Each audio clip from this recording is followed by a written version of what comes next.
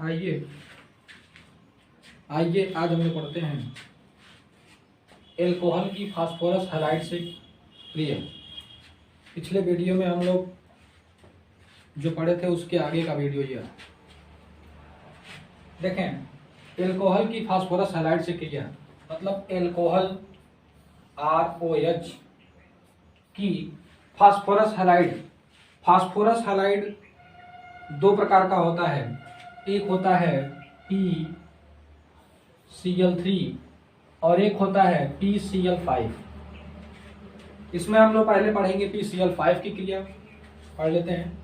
PCl5 की क्रिया यदि ROH के साथ कराते हैं तो सबसे पहले PO के साथ की मतलब यदि किसी अभिकारक में P हो, PCl3 अभिक्रिया कर रहा हो और P और दूसरे क्रियाधार में ऑक्सीजन हो तो वो सबसे पहले POCl3 बना लेता है।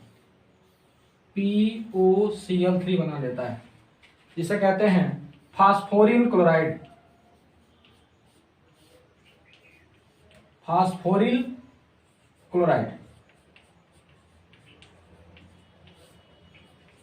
अब देखें, यहां 2 Cl बच गया।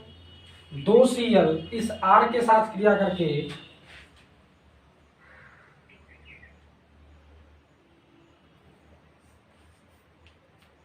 एक Cl RCl बना लेता है और एक HCl बना लेता है। तो क्या क्या बनेगा? ROH PCl5 से क्रिया करके एल्किल क्लोराइड, फास्फोरिल क्लोराइड और हाइड्रोजन क्लोराइड बना लेता है। ऐसे ही यदि ROH की क्रिया PCl3 से कराएं तो ये PCl3 जितने Cl हैं वो R के साथ जुड़ जाते हैं और ये बन जाता है RCl। 3 Cl हैं और ये तीनों OH P के साथ जुड़ जाएंगे और ये बना देंगे H3PO3 आर्थोफास्फोरस अम्ल।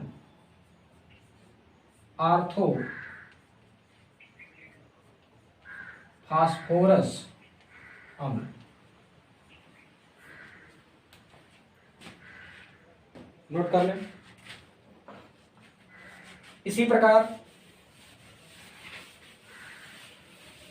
ब्रोमीन और आयोडीन की क्रिया इसी प्रकार यदि कराना हो अर्थात एल्किल ब्रोमाइड और एल्किल आयोडाइड बनाना हो तो यहां फास्फोरस के साथ मतलब अलग से फास्फोरस अर्थात सफेद फास्फोरस का प्रयोग न करके यहां हम लोग लाल फास्फोरस के साथ ब्रोमीन और आयोडीन को लेते हैं। तो यहां ROH प्लस लाल फास्फोरस प्लस Br2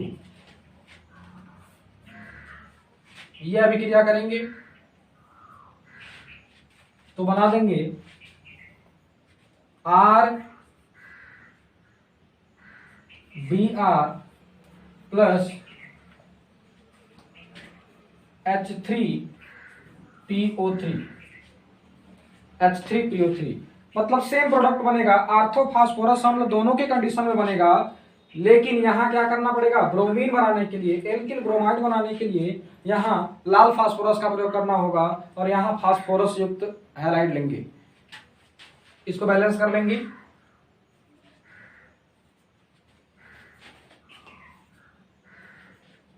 ठीक है। सेम ऐसे ही आयोडाइड के लिए बन जाएगा 6Ri प्लस 2 H3PO3। ठीक है। अगला रिएक्शन हम लोग देखते हैं। एल्कोहल की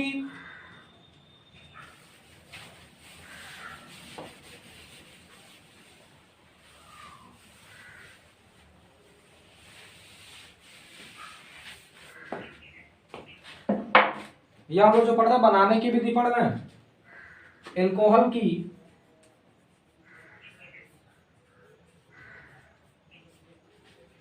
थायोनिल क्लोराइड से क्रिया, थायोनिल क्लोराइड से क्रिया कैसे कराएंगे? ROH, थायोनिल क्लोराइड का मतलब SOCl2 को कहते हैं थायोनिल क्लोराइड। SOCl2 को थायोनिल क्लोराइड कहा जाता है। ROH की क्रिया SOCl2 के साथ कराने पर यह क्रिया कार्बन टेट्राक्लोराइड की उपस्थिति में होता है, CCl4, इनके विलयन में भी क्रिया कराया जाता है। तो यहां से SOCl2 SO2 के रूप में बाहर निकल जाता है, बच जाता है R, ये Cl यहाँ ऐड हो जाता है, ये Cl यहाँ ऐड हो जाता है और SO के साथ ये 2O SO2 के रूप में बाहर निकल जाता है और ये HCl के रूप में बाहर निकल जाएगा, बन जाएगा सल्फर डाइऑक्साइड और HCl। क्या हुआ? एल्कोहल थायोनिल क्लोराइड के साथ कार्बन टेट्राक्लोराइड विलयन में एल्किल क्लोराइड और सल्फर डाइऑक्साइड और HCl बनाता है, हाइड्रोक्लोरिक अम्ल बनाता है। अगला मोनोकार्बोक्सिलिक अम्ल।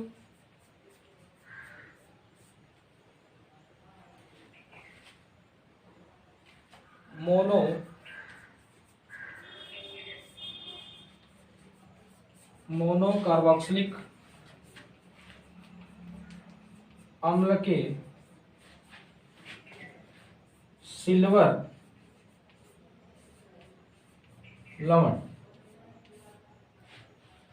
मोनोकार्बोक्सिलिक अम्ल के सिल्वर लवण की हैलोजन के साथ क्रिया,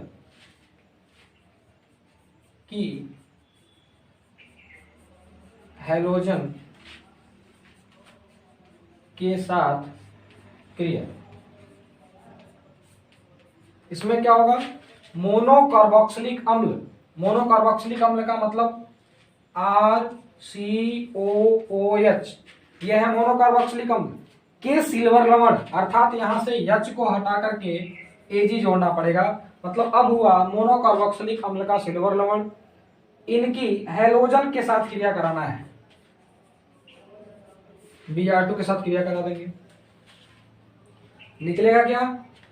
R, सबसे पहले Ag और Br यहां दिख रहा है, आप Ag और Br को बाहर निकाल देंगे, Ag Br बाहर निकल जाएगा। अब देखें एक Br बचा और यहाँ CO2, जब ये Ag निकल गया तो और Br यहाँ ऐड हो जाता है, CO2 गैस बाहर निकल जाती है, RBr प्लस CO2 गैस। क्या होगा? जब मोनोकार्बोक्सिलिक अम्ल का सिल्वर लवण यदि हैलोजन के साथ क्रिया करता है, यहाँ कोई भी हैलोजन ले सकते हैं, हैलोजन के साथ क्रिया करता है तो कार्बन डाइऑक्साइड बाहर निकल जाता है और एल्किल ब्रोमाइड बन जाता है। इसे कहते हैं बोरोडिन,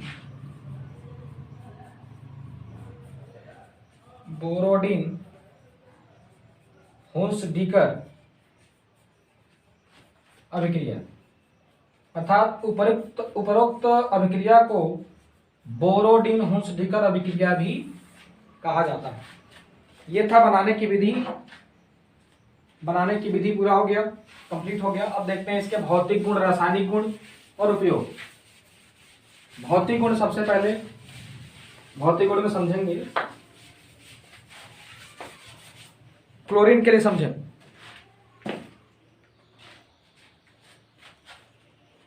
एल्किल,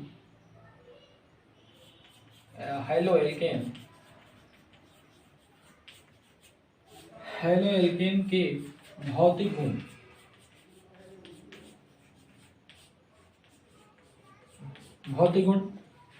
भौतिक गुण में पहला, सबसे पहले हम लोग क्लोराइड के लिए देखेंगे, क्लोराइड, ब्रोमाइड, फिर आयोडाइड के लिए। तो क्लोराइड में मेथिल क्लोराइड CH3Cl और C2H5Cl ये गैस की अवस्था में होते हैं, तथा ऊपर के C3H7Cl से ऊपर जितने जितने एल्किल हैलाइड जो एल्किल क्लोराइड होते हैं वो द्रव की अवस्था में होते हैं। क्या हुआ, मेथिल क्लोराइड और एथिल क्लोराइड को छोड़ करके बाकी सभी द्रव में होते हैं और मेथिल क्लोराइड और एथिल क्लोराइड गैस की अवस्था में पाया जाता है। दूसरा, मेथिल ब्रोमाइड गैस की अवस्था में तथा अन्य C2H5Br से ऊपर सभी क्या होते हैं, द्रव अवस्था में पाए जाते हैं। तीसरा, C3 ये चाहिए, मेथिल आयोडाइड से ऊपर, मतलब मेथिल आयोडाइड से लेकर के सभी जितने भी उच्च अणुभार के आयोडाइड होंगे, एल्किल आयोडाइड, वो सभी द्रव अवस्था में पाए जाते हैं। क्या होगा, methyl chloride ethyl chloride gas की अवस्था में, बाकी सभी द्रव की अवस्था में होते हैं। इसमें मेथिल ब्रोमाइड गैस की अवस्था में होता है, बाकी एथिल ब्रोमाइड से ऊपर जो जितने भी होते हैं सभी द्रव अवस्था में होते हैं और सभी के सभी एल्किल आयोडाइड द्रव अवस्था में पाए जाते हैं। और अगला चौथा, और ये सभी कार्बनिक जितने भी कार्बनिक विलायक होते हैं उसमें विलेय होते हैं, मतलब द्रव में अविलेय, द्रव मतलब जल में अविलेय तथा कार्बनिक विलायकों में विलेय होते हैं। इसमें ऑर्गेनिक सॉल्वेंट में मतलब विलेय होते हैं, ऑर्गेनिक सॉल्वेंट में विलेय होते हैं, मतलब जल में अविलेय तथा ऑर्गेनिक सॉल्वेंट में विलेय होते हैं। अब इनके रासायनिक गुण देखें।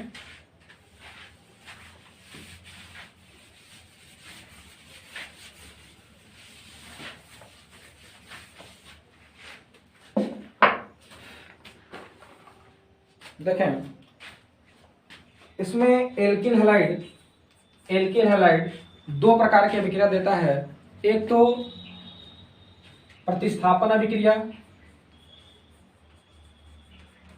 प्रतिस्थापन और दूसरा विहाइड्रोहैलोजनीकरण।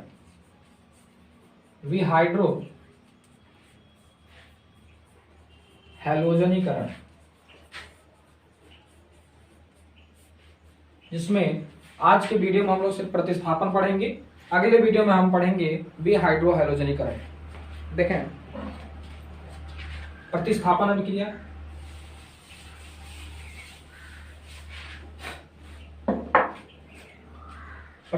अभिक्रिया, मतलब RX यदि नम सिल्वर ऑक्साइड, इससे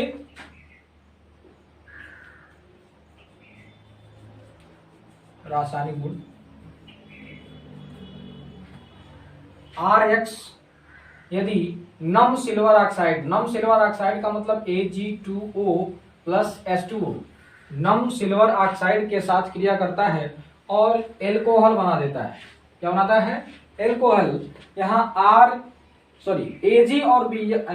और X जब कभी भी रिएक्शन में मिले, मतलब दो अभिकारक हों और उस अभिकारकों में या क्रियाधार या कहीं भी मतलब Ag दिख जाए और X दिख जाए अलग अलग कंपाउंड के पास, तो क्या होगा, तत्काल वहां पहले AgX बन जाता है। तो आप पहले बना देंगे AgX प्लस यहां से R, क्योंकि यहाँ Ag2 है और इनको भी 2 करना पड़ेगा, तो ये AgX कितने बना देंगे, 2, ये भी निकल जाएंगे। बचा क्या, R 2 बच गए और यहाँ O और H और H बचा हुआ है, यहाँ से O यहाँ आ जाता है और 2 OH हो जाते हैं और दोनों OH यहाँ जाके जुड़ जाएंगे, तो बन जाएगा ROH। क्या बन गया, एल्कोहल। तो क्या हो जाएगा, हैलोएल्केन जब कभी भी नम सिल्वर ऑक्साइड के साथ क्रिया करता है, नम सिल्वर ऑक्साइड के साथ क्रिया करके ROH अर्थात एल्कोहल बना लेता है। ठीक है, अगला देखते हैं, कास्टिक सोडा के साथ क्रिया। ये तो नम सिल्वर ऑक्साइड के साथ क्रिया हुआ,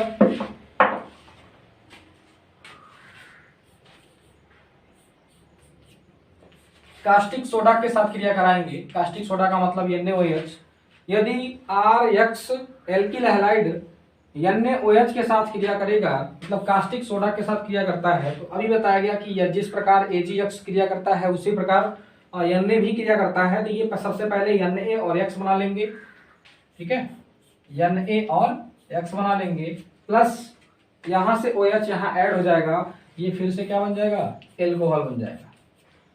और ध्यान दें आगे सिलेबस में आपके एथिल ब्रोमाइड है, इसलिए हम यहाँ C2H5 से C2H5 Br की क्रिया NaOH से करा लेते हैं। ये आप लोग कराते रहेंगे, हम नॉर्मल रिएक्शन दे रहे हैं, नॉर्मल रिएक्शन से इसको आप बना लेंगे। मेथिल ब्रोमाइड भी बन सकता है, या जो भी मतलब एल्किल समूह के जगह पे कोई भी एक एल्किल समूह रखेंगे और X के जगह पे कोई भी एक हैलोजन समूह रखेंगे, और बाकी क्रिया आप R की सहायता से और X की सहायता से कर लेंगे। तो C2H5 Br NaOH के साथ क्रिया कराएंगे तो NaBr बाहर निकल जाएगा, NaBr लवण और एल्कोहल, एल्कोहल का मतलब C2H5OH प्राप्त होगा। ठीक है, आगे रखते हैं सोडियम एल्काक्साइड, ये रहा आपका कास्टिक सोडा।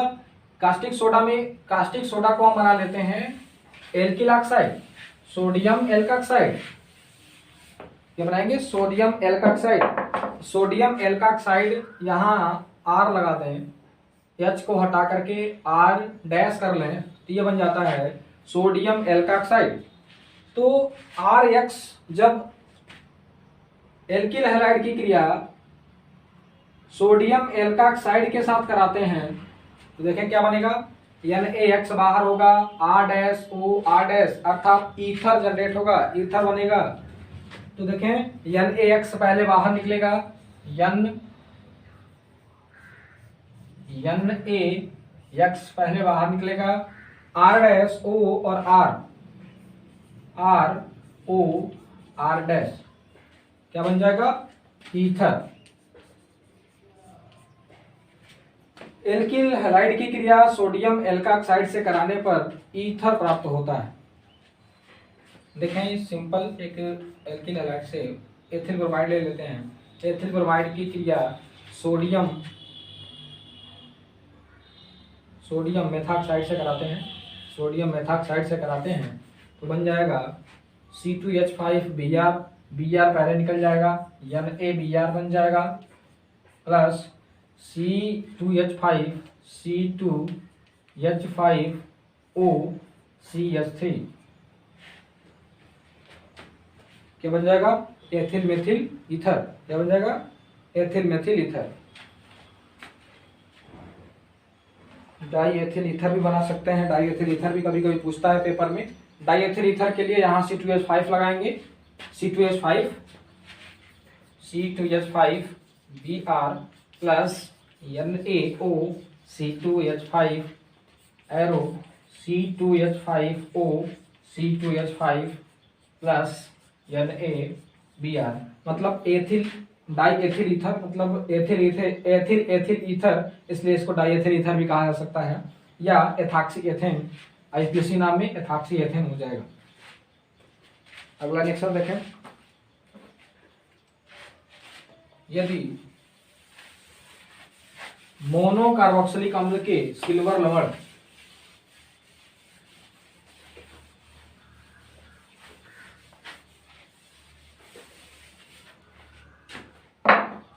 यदि मोनो कार्बोक्सिलिक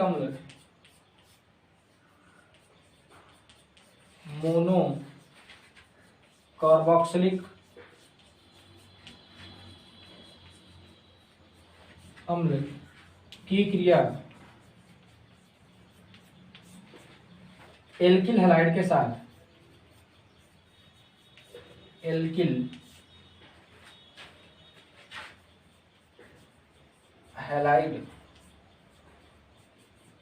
कराएं तो क्या होगा। देखें मोनोकार्बोक्सिलिक अम्ल, फिर बताएं RCOOH को मोनोकार्बोक्सिलिक अम्ल कहा जाता है। एक मिनट, मोनोकार्बोक्सिलिक अम्ल के सिल्वर लवण Ag लवण की क्रिया करानी है एल्किल हैलाइड के साथ, तो ROH की क्रिया यदि इसके जगह पे H को हटा करके हम यदि यहाँ Ag लगा दें तो ये हो जाता है मोनोकार्बोक्सिलिक अम्ल की सिल्वर लवण ये हो जाएगा। मोनोकार्बोक्सिलिक अम्ल का सिल्वर लवण, इनकी क्रिया R-X से करा देते हैं। क्या होगा, अभी बताए थे इसके पहले वाले रिएक्शन में कि Ag और X दिख जाए तो सबसे पहले क्या बनेगा, AgX बन जाएगा, प्लस यहाँ RCOO बच गया और यहाँ R' है, ये सीधे सीधे क्या बना लेगा, एस्टर, RCOO R' एस्टर बना लिया। ठीक है, इसकी सहायता से आप एथिल एसीटेट बनाएंगे। Ethyl acetate CH3COO Ag plus C2H5 Br arrow, ये बन जाएगा Br Ag से क्रिया करके AgBr बना लेंगे।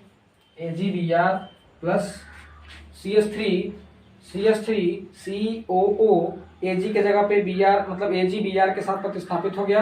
C2H5 जो बचा है यहाँ आगे हो जाएगा तो हो जाएंगे CH3COO C2H5, इसे कहते हैं एथिल एसीटेट।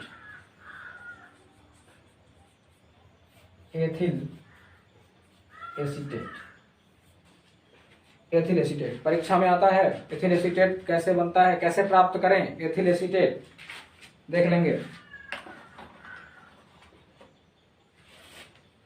अगला सोडियम मर्केप्टाइड से अभिक्रिया है।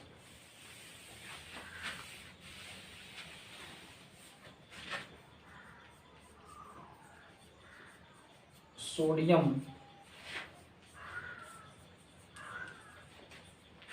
मर्केप्टाइड से क्रिया, सोडियम मर्केप्टाइड से क्रिया। सोडियम मर्केप्टाइड क्या होगा, इसको हटा देते हैं।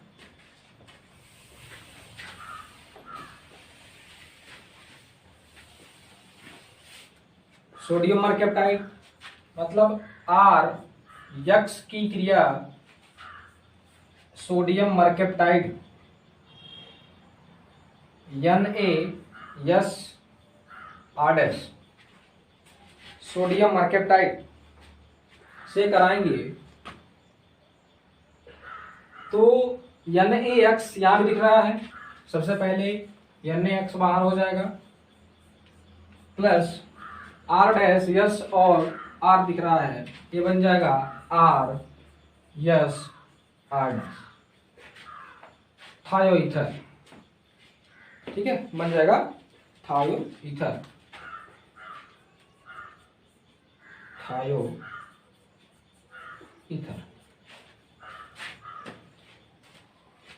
ठीक है, एक रिएक्शन कर लेंगे इसे सिंपल। C2H5Br की क्रिया यदि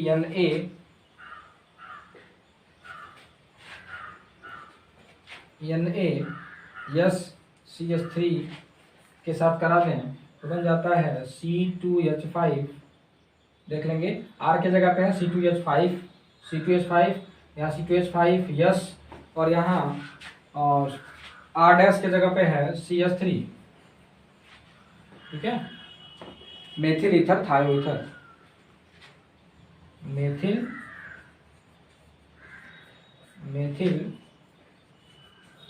एथिल थायो ईथर। ठीक है, प्लस NaBr।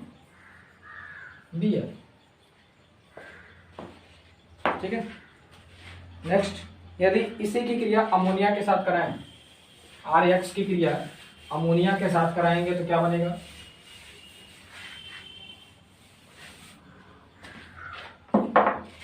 अमोनिया के साथ कराएंगे, ध्यान देंगे RX की क्रिया NH3 के साथ कराएंगे, यहाँ टेम्परेचर 100 डिग्री सेंटीग्रेड, उच्च दाब होगा, इस स्थिति में कराते हैं तो सबसे पहले तो ये आपस में जुड़ेंगे, डायरेक्ट कर दें। RNH2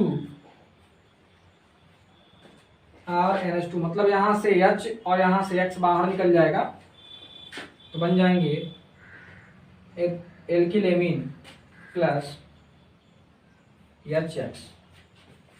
क्या बनेगा? एल्किल एमीन और हाइड्रोजन हैलाइड।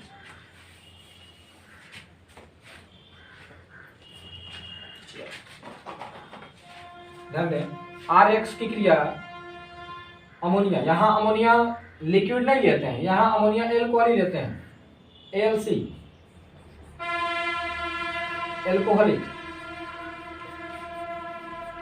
एल्कोहलिक से फायदा ये होता है कि एल्कोहलिक यदि नहीं होगा, यदि जलीय होगा तो ये जल से बहुत तेज गति से अभिक्रिया करता है, तो जल से अभिक्रिया करके ये H2OH में चला जाएगा, NH4OH में चला जाएगा, इसलिए यहाँ एल्कोहलिक लिया जाता है ताकि ये अभिक्रिया ना करे, रुका रहे। तो NH3RX के साथ क्रिया करके एल्किल एमीन बना लेते हैं और हाइड्रोजन हैलाइड बाहर कर देते हैं। यहाँ एक C2H5 एक एग्जाम्पल देख लें, plus NH3 alcoholic, same process, यहाँ बन जाएगा C2H5NH2 ethylamine plus HBr hydrogen bromide. ठीक है, आगे देख लें। इन्हीं की क्रिया यदि पोटेशियम साइनाइड से करा दें, पोटेशियम साइनाइड भी एल्कोहलिक होगा, पोटेशियम साइनाइड से करा दें, यदि इनकी क्रिया RX की क्रिया पोटेशियम साइनाइड से करा दें तो क्या बन जाएगा? यहां भी KX बन जाएगा, RCN एल्किल साइनाइड और KX बाहर निकल जाएगा, यहां ये एल्कोहलिक होंगे, ये भी जली अभिक्रिया नहीं करता, ये एल्कोहलिक के साथ अभिक्रिया करेगा, ये KCl एल्कोहलिक होंगे तभी जाकर अभिक्रिया करेगा।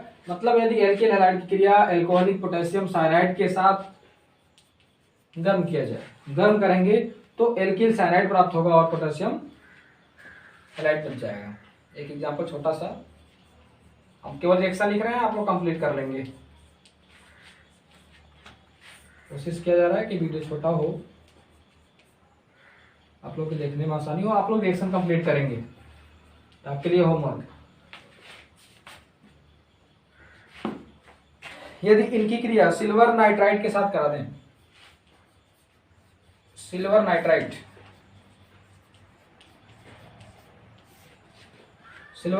से क्रिया क्या होगा?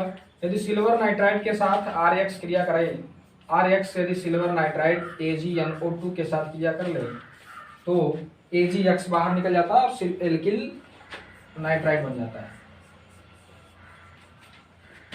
और AgX बाहर निकल जाता है।